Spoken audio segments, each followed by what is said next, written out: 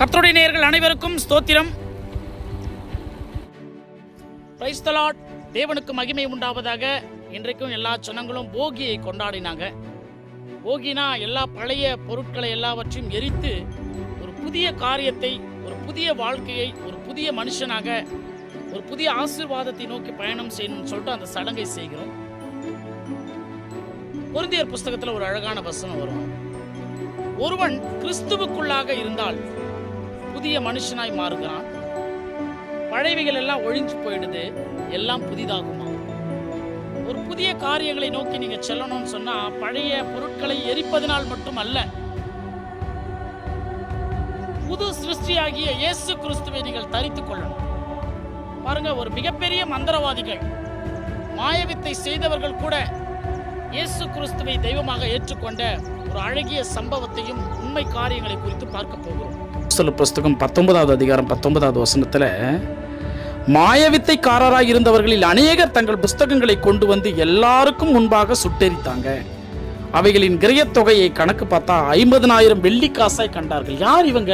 இவ்வளவு பெரிய 50,000 வெள்ளிக்காசு போகக்கூடிய தொகை உள்ள புஸ்தகங்களை எரித்தாங்கன்னா அவங்கள மந்திரவாதிகள், அவர்களாம் மாயவித்தை செய்யறவங்க. இவங்களாமே மனம் திரும்பினாங்க.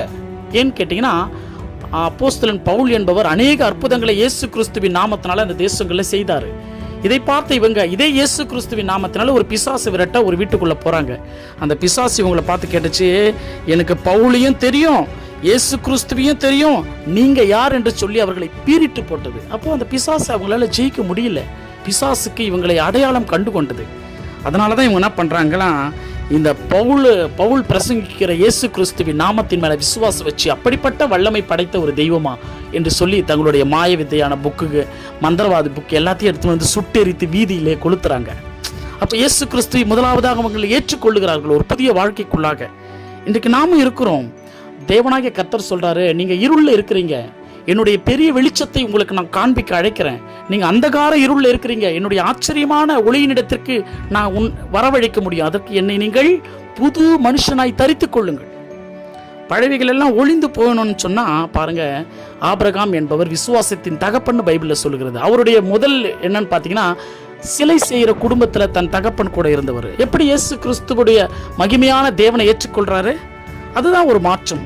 இப்போ கடலில் மீன் பிடித்தவங்க இயேசு கிறிஸ்துவோட சீஷர்களாக மாறுறாங்க. எல்லாத்தையும் தூக்கி போட்டு வந்து அதிக வட்டிக்கு தொழில் செய்து கொண்டிருந்த சகையும் தான் சம்பாதித்த பணம் பொருளையை கூட 4 மடங்காக திருப்பி கொடுத்துட்டு இயேசு கிறிஸ்துவை ஏற்றுக்கொள்ளுகிறான். அப்போ இந்த பூமியில் தவறான தொழில் செய்தவர்கள் கூட இயேசு கிறிஸ்து என்ற பரிசுத்தரை தேடி வந்தாங்க. சமாரியா பெண்மணி இயேசு கிறிஸ்துடைய ஊழியத்தை செய்தாங்க. இப்படி குருடர், சப்பானி, முடவர், கண் தெரியாதவர்கள், இதோ சரி செய்யப்பட முடியாத நோயில் உள்ளவர்கள், ஏன் மரித்தவர்கள் கூட எல்லாருமே இயேசு கிறிஸ்து என்ற ஒரு புது மனுஷனை தரித்து கொண்டார்கள். அவருடைய வாழ்க்கை மாற்றப்பட்டது.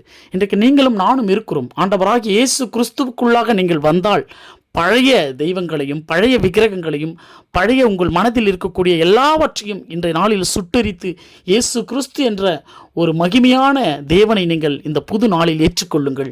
கர்த்தர் அனைவருடைய வாழ்க்கையும் ஆசீர்வதிப்பாராக. அடுத்த தெய்வ செய்திகளோடு நான் உங்கள் இயேசு கிறிஸ்துவின் ஊழியன் சகரியா சதீஷ்குமார்.